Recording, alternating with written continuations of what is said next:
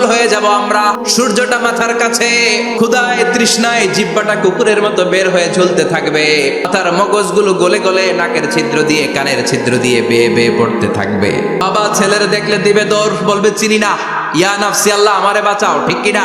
পীর সাহেব মুরিদ রে বলবে চিনি না, মুরিদ পীর সাহেব রে বলবে চিনি না, ভাই ভাইরে চিনবে না। সব নবী আর সব উম্মতের একটাই জিকির, ইয়া নাফসি ইয়া নাফসি। নবীও জিকির করে ইয়া নাফসি, উম্মতও জিকির করে।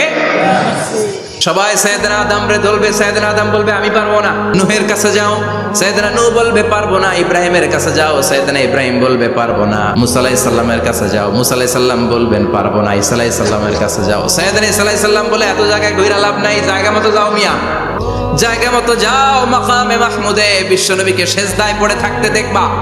ওই নবী ছাড়া আজকের এই ভয়ঙ্কর আমাদের সবার বিপদের দিন, এই বিপদের দিনে আল্লাহর সামনে দাঁড়িয়ে কথা বলার মতো সাহস আজকে কারো নাই। বিশ্বনবী কাঁদতে থাকবেন, সেজদায় পড়ে কাঁদবেন। সবার জিকির ইয়া নাফসি ইয়া নাফসি, বিশ্বনবীর জিকির ইয়া উম্মতি।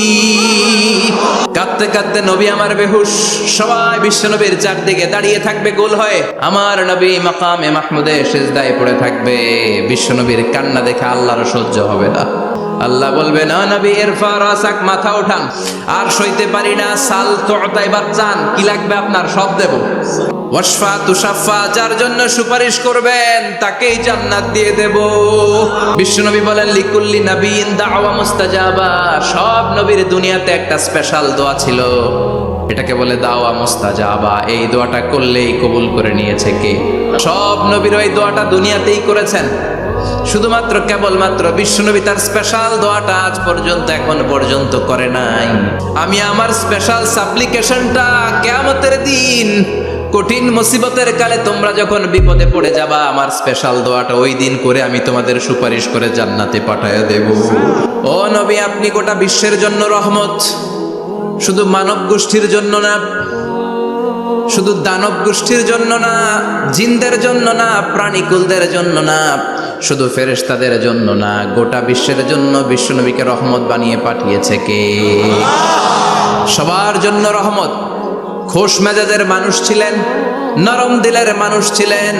ফাবিমা রাহমাতিম মিনাল্লাহি লিনতা লাহুম ওয়ালাউ কুনতা ফাযযান গালিযাল কলবি লানফাদ্দু মিন হাওলিক।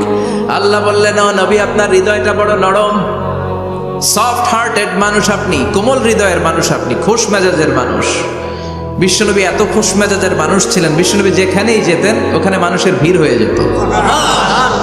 যেখানেই যেতেন পিছু পিছু লোকজন ছুটতো, কারণ খোশ মেজাজের তো, সফট হার্টেড, হৃদয়টা কোমল, ওনার সাথে কথাই বলতে মনে চায়, টাইম পাস করতে মনে চায়। আল্লাহু আকবার।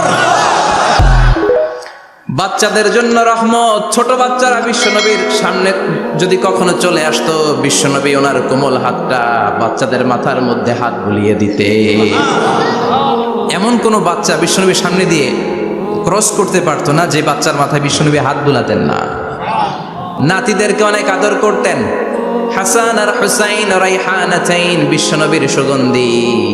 হাসান বিশ্বনবীর কোলে উঠলে সাইয়েদনা হুসাইন কোলে ওঠার জন্য কান্না করতেন, আবার হুসাইন কোলে উঠলে হাসান কান্না করতেন। আবার সাইয়েদনা হাসান বিশ্বনবীকে ঘোড়া বানিয়ে বিশ্বনবীর পিঠের উপরে বসে বিশ্বনবীর চুল ধরে টেনে টেনে খেলা করতে। বিশ্বনবী ঘোড়া, আর ঘোড়ার বাদশা হচ্ছে হাসান। সুবহানাল্লাহ পড়বেন না? স্ত্রীদের সাথে ভালো আচরণ, কম্প্যানিয়ন্স যারা আছে সাথীদের সাথে ভালো আচরণ, সবার সাথে ভালো আচরণ, সবার জন্য রহমত। এজন্য আল্লাহ বললেন ওয়ামা আরসালনাকা ইল্লা রাহমাতাল লিল আলামিন। I have sent you as a mercy for the entire universe. ও নবী, আপনি সবার জন্য রহমত, আপনি সবার জন্য কল্যাণ।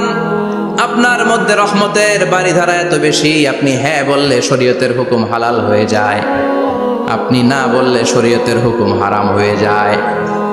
আবার আপনি আঙ্গুল তুললে চাঁদ দুই ভাগ হয়ে যায়, জমিন থেকে পা তুললে আপনি আকাশে মেরাজে চলে যান।